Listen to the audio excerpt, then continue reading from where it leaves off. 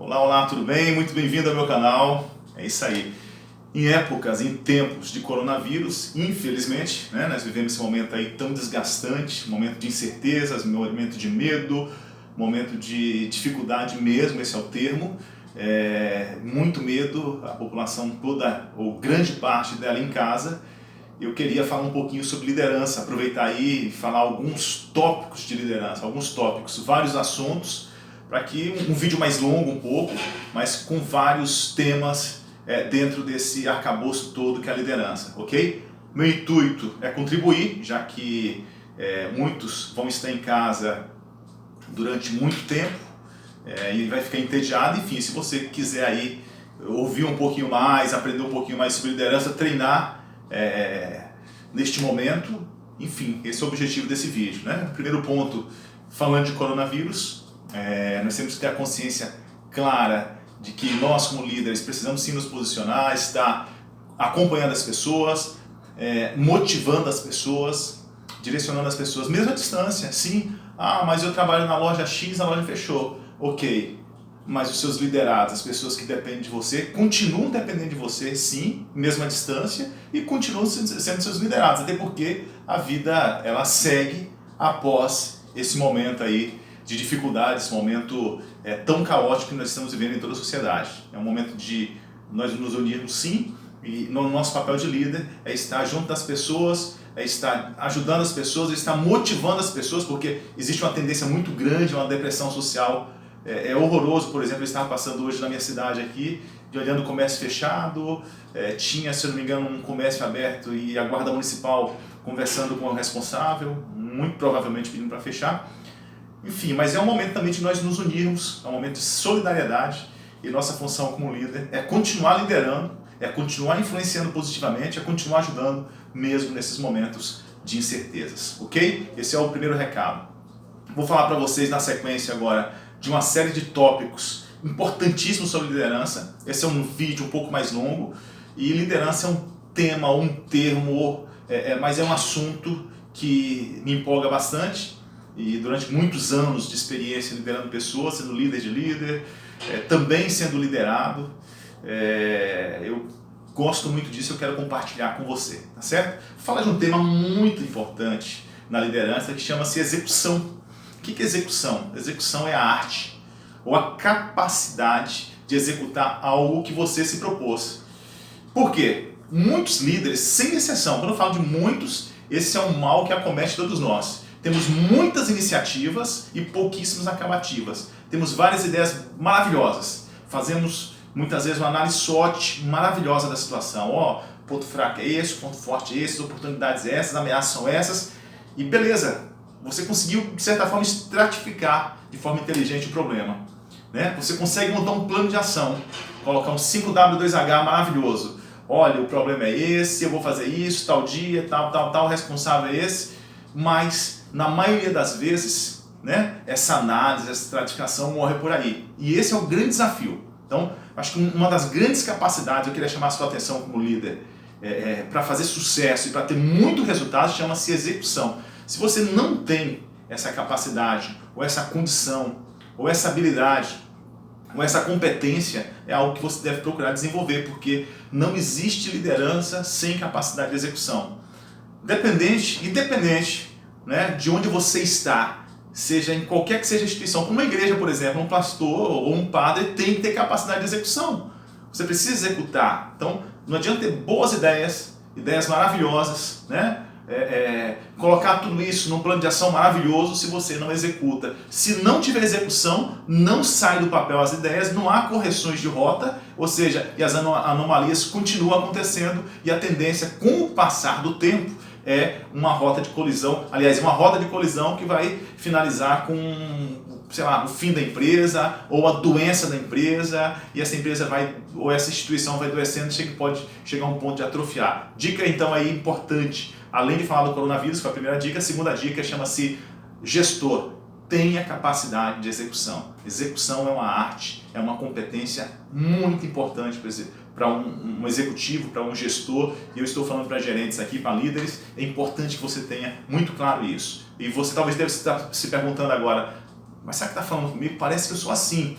eu tenho boas ideias, eu coloco isso no papel, eu avalio tudo, mas na hora H eu não consigo executar. Beleza? Então fica a dica para você, tem muito material sobre isso, mas o mais importante é, fez a estratificação, analisou, colocou no seu plano de ação, execute.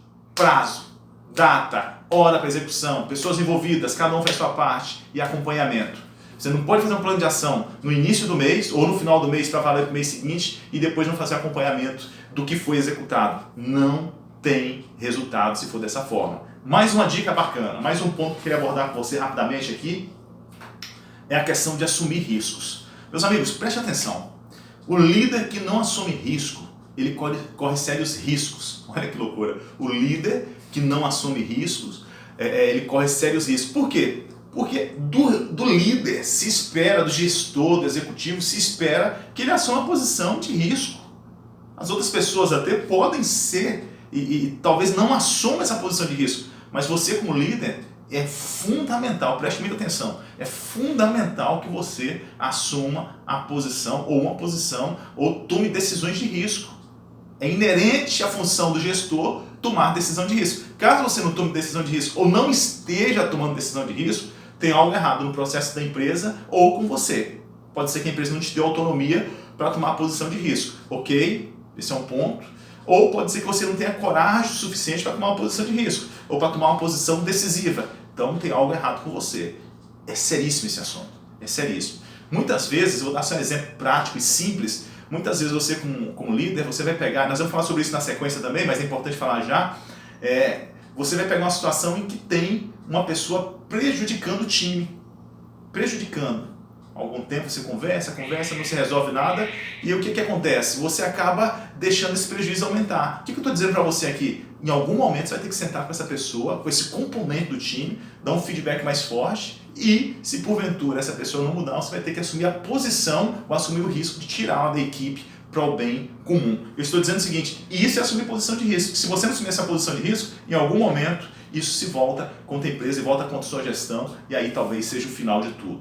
Então, dica número 2, assuma posição de risco. Você é gestor, você está aí para isso. Ponto 3 que eu queria abordar aqui rapidamente, esse é importantíssimo para um gestor. Saia do automático. Como assim saia do automático? Você sabia, e nós sabemos disso, mas se você não souber, é bom que você saiba a partir de agora, basicamente hoje 90% ou mais do que nós fazemos acontece no automático.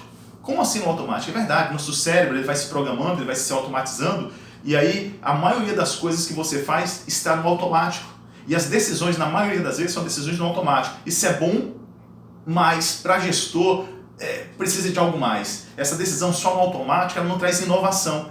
Por exemplo, quantas vezes você entrou no seu carro, dirigiu ele, chegou em casa e teve a sensação, olha que legal isso, de que você não viu a estrada, que você não viu os acontecimentos. É fato isso. O seu cérebro entra no automático e você sai do seu trabalho, chega em casa muitas vezes e simplesmente você se questiona, mas como assim que eu cheguei em casa tão rápido, eu não vi passar o tempo? É fato porque o seu cérebro está no automático. Vou pegar para o nosso dia a dia de liderança. Acontece isso. As decisões que você toma, o que você faz, é sempre no automático. Você não tem inovação, não tem criação e criatividade. Ou seja, todas as suas decisões estão baseadas no automático. Eu quero bater, eu tenho um ponto aqui importante, que é o sair fora da caixa. Nós precisamos pensar fora da caixa como líder. Se você pensar sempre igual, sempre no automático, acredite, isso não é bom, isso não traz inovação. E nós vivemos numa sociedade em que inovação é fundamental. Inovação não é radicalizar, pode até ser também radicalizar, mas inovação é criar algo novo. Se você é gerente de uma loja, por exemplo, você tem um procedimento, você tem os padrões de se trabalhar, ok, mas isso não pode ficar automático, porque os padrões e processos que você trabalha, se você não inovar, chega uma hora que ele fica obsoleto e acaba por perder competitividade. Você faz sempre a mesma coisa, espera resultado diferente, não vai ter, aí é loucura, né? Como diz aí o cientista. Você faz sempre algo igual e que é um resultado diferente, se é loucura não vai dar certo. Mas se você continuar fazendo algo diferente, seu vizinho, seu concorrente fizer algo muito extraordinário, fora da caixa, ele vai, por exemplo, no caso de uma loja, captar mais clientes que você, vai vender mais que você. Então, muitas vezes, e aí chama a atenção de todos, como líder, nós precisamos um pouquinho sair da caixa. As decisões dentro da caixinha ou no piloto automático, elas fazem mal. Então fica aí o meu desafio, ou pelo menos o meu convite a você, a essa reflexão, se você não está agindo muito no piloto automático e as decisões estão ficando sempre automatizadas, sempre rotineiras, sempre as mesmas. Vou fazer uma ação X ou Y, eu simplesmente não crio algo novo, vou repetir um modelo que deu certo há 1 ano, 2, 3 anos atrás e que não vai dar certo agora. Então é fundamental que o líder saia do piloto automático, porque o piloto automático faz muito mal para você que é líder. Mais um assunto aqui bacana, eu falei para você desse piloto automático, sair do automático, saia do automático, quero falar para você também, outro assunto importantíssimo, na questão de gestão de conflitos, esse é bacana. Por exemplo, quando um colaborador seu faz algo errado, alguém que está subordinado a você, faz algo errado, né? Um parceiro seu de trabalho, e você é o líder dele, o que você faz? O que você faz? Ele é um bom profissional, mas está fazendo algo errado e você simplesmente olha e não faz absolutamente nada. Então o que tem hoje? O cara é bom, faz bom resultado, simplesmente está fazendo algo errado, você com medo de perdê-lo ou até mesmo com medo de confrontar, e aí está um grande desafio de gestores, esse medo de confronto, ou medo de falar a verdade, ou esse medo de fazer a gestão 1 a 1, essa gestão de conflitos, faz muito mal para o gestor, traz resultados negativos com o passar do tempo. Veja, se você tem um bom colaborador que está fazendo algo errado, você tem algumas opções, é óbvio. A primeira delas, se omitir, não vou falar com ele não porque ele é uma boa pessoa, errou agora, mas quem sabe ele muda, ok? Segundo ponto, chamar a atenção dele com força, com vigor, né? Deixar para chamar talvez lá na frente, quando você já estiver irritado com o excesso de erro deles, ou dele, ou simplesmente, quando ele errou, dá um feedback imediato, né? De forma inteligente, né? De forma racional, de forma que não magoe, não gere mágoa nele. Por que isso? Porque não dá para esperar o tempo passar, você precisa tomar uma posição.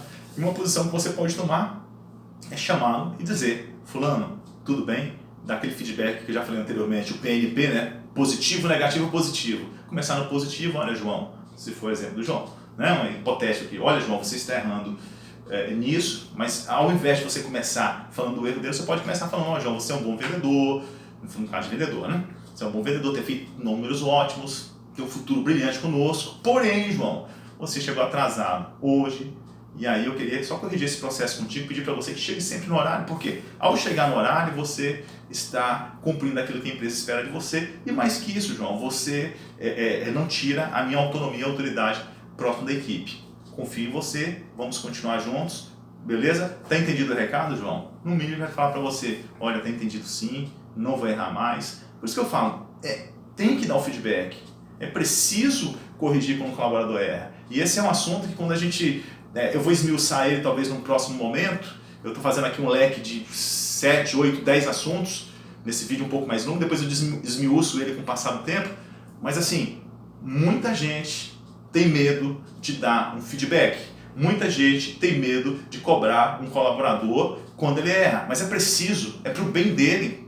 Quando você corrige um colaborador, corrige um parceiro seu de trabalho, alguém subordinado a você, você não está fazendo isso por ódio, você não está fazendo isso por maldade, você está fazendo isso por amor, por carinho de querer corrigir. Então faça isso, né? Não tenha medo de dar um feedback, né? Não tenha medo de fazer a correção, porque você está fazendo para o bem seu, para o bem do colaborador e para o bem-estar de toda a equipe. Então o líder precisa se posicionar mesmo quando há falha de um grande colaborador, de um camarada de entregas extraordinárias. É preciso ter essa posição.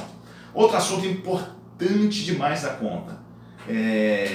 Estava lendo uma matéria recente que fala sobre confiança dos colaboradores no líder. Olha que bacana isso. Confiança dos colaboradores no líder.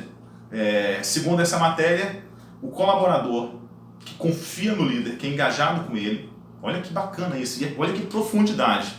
Que profundidade para você pensar. Colaborador que tem engajamento e que confia no líder, a produtividade chega a aumentar 12 vezes mais. Vou repetir para você. Quando o colaborador confia no seu líder, a produtividade desse colaborador chega a produzir, ele chega a fazer 12 vezes mais que o normal. Olha que excelente isso para a empresa, para você como líder e para você que é dono de empresa. Ou seja, é preciso que a equipe confie no líder. Eu já falei isso anteriormente, não é ser bonzinho, não é passar uma mão na cabeça, não é ser o líder faz de conta, o líder que não toma posição, o líder fraco, o líder incapaz. Não, eu não estou falando isso, eu estou dizendo que quando o colaborador confia no líder, ele produz 12 vezes, chega a produzir 12 vezes mais. Mas isso não significa ser bonzinho, significa que você precisa ser verdadeiro. As pessoas esperam essa posição do líder e todo mundo está olhando o líder. Eu já falei isso algumas vezes, vou repetir. O líder é vitrine, você é vitrine, não tem para onde correr. Todo mundo está olhando para você. Todo mundo dentro da empresa pode errar, tem 50 pessoas. Se qualquer um deles cometeu o erro, foi o fulano que cometeu.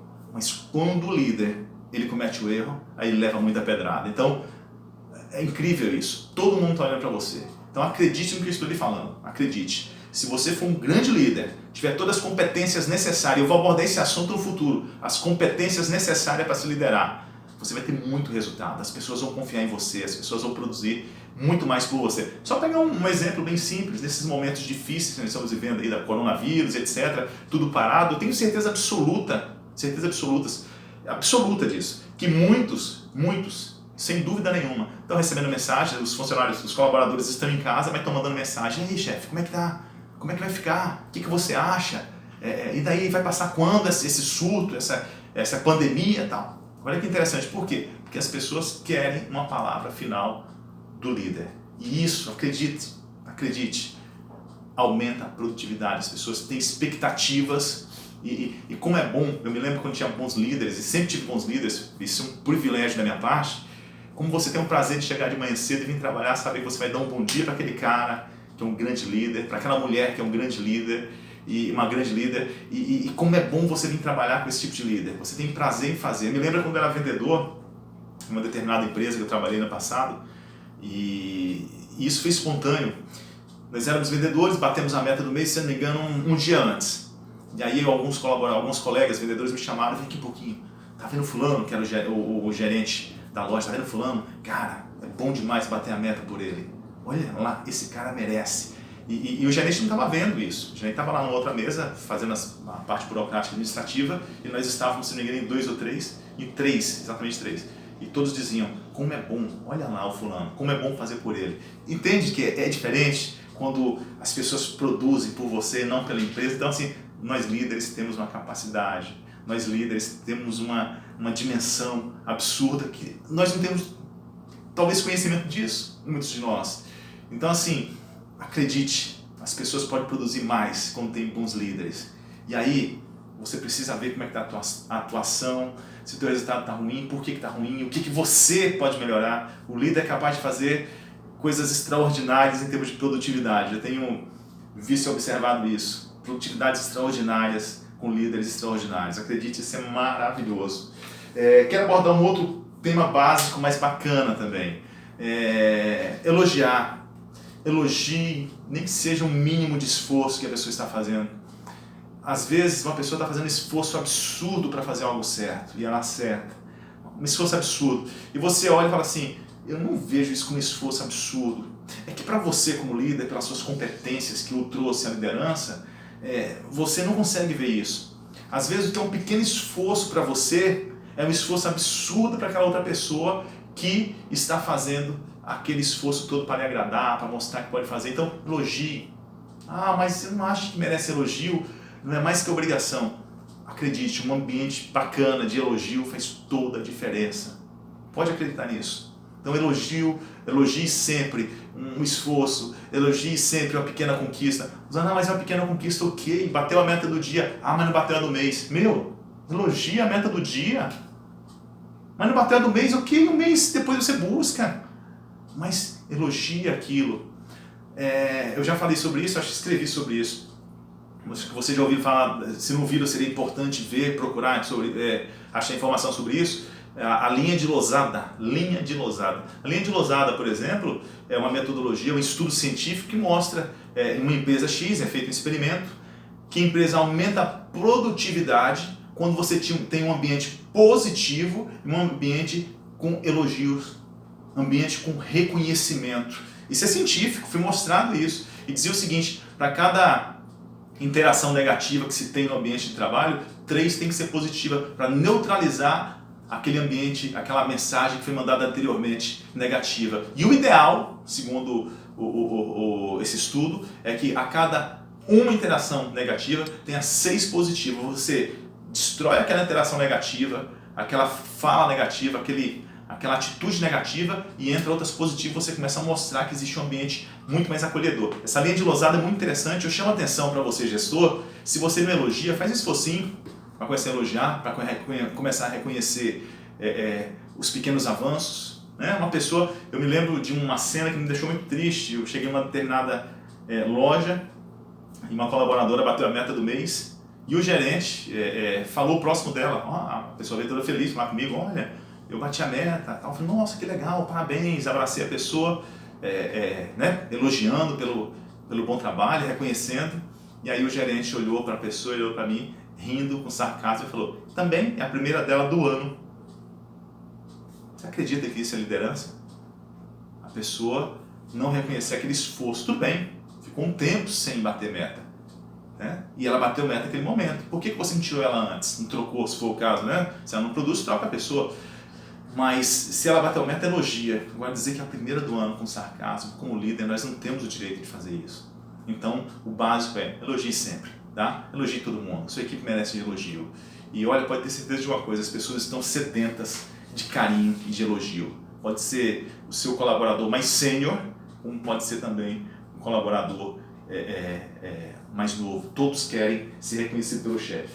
Mais um ponto importante. Isso é fundamental. Eu sempre digo para as pessoas que trabalham comigo: não seja pessimista. O líder, preste atenção nessa frase que é importantíssima: o líder não tem direito de ser pessimista. A partir do momento que você, líder, passou a liderar, você perdeu o direito de estar reclamando, perdeu o direito de ser pessimista. É horrível estar perto de pessoas pessimistas. Horrível. E se você é líder, é mais horrível ainda, porque o seu papel é o papel de impulsionador, é o papel de facilitador, é o papel de motivador. Imagina agora você sendo negativo.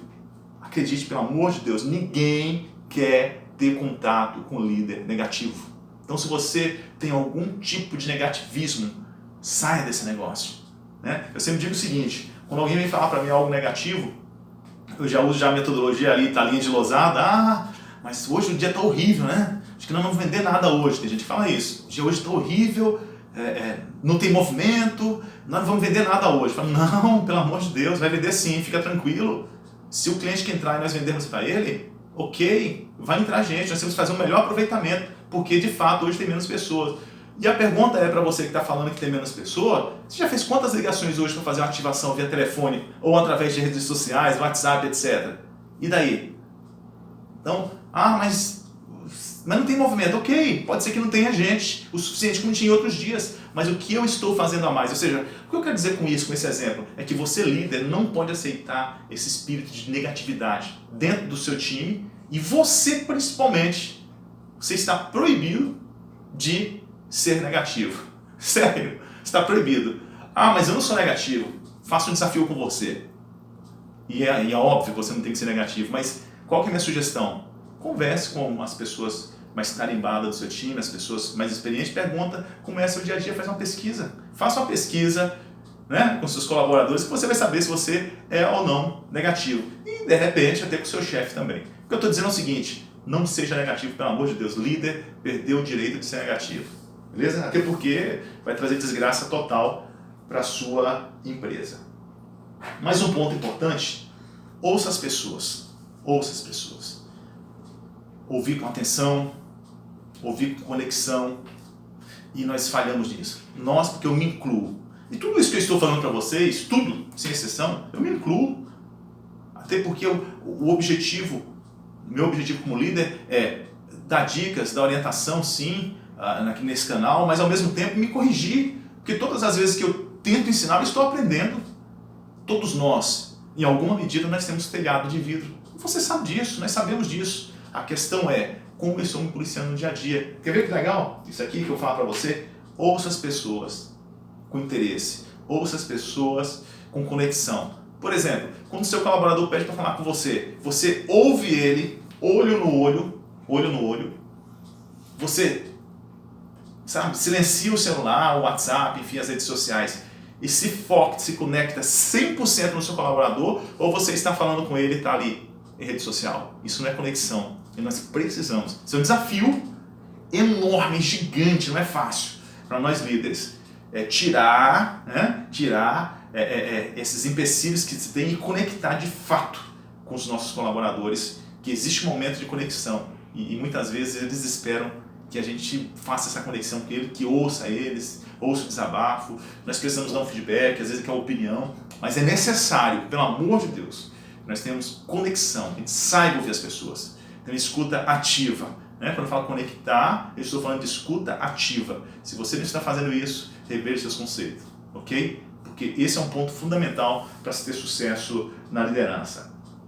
Outro ponto fundamental, tenha paciência, tenha empatia e tenha resiliência. Vou repetir para você, para finalizarmos. Só tem mais 2 tópicos e nós finalizamos. Tenha empatia, tenha paciência e tenha resiliência. Tudo muito conectado, sabe? Como líder, você tem que ter empatia, se colocar no lugar do outro, sentir o que o outro sente. E óbvio que tem que fazer um filtro absurdo disso. Porque se você se colocar muito no lugar do outro, você acaba por não tomar as decisões que tem que ser tomada. E a nós, líder, sobra muitas vezes a parte do não, a parte do cobrar, enfim. Enfim, é importante resiliência, paciência e empatia. Isso faz muita diferença no líder. Se você ter essas 3 competências, faz muita diferença no seu dia a dia. E para finalizar, eu queria dizer para você o seguinte: é fundamental gostar de pessoas. Se você não gosta de pessoas, se você não tem paciência com erros e falhas, você está no caminho errado, ok?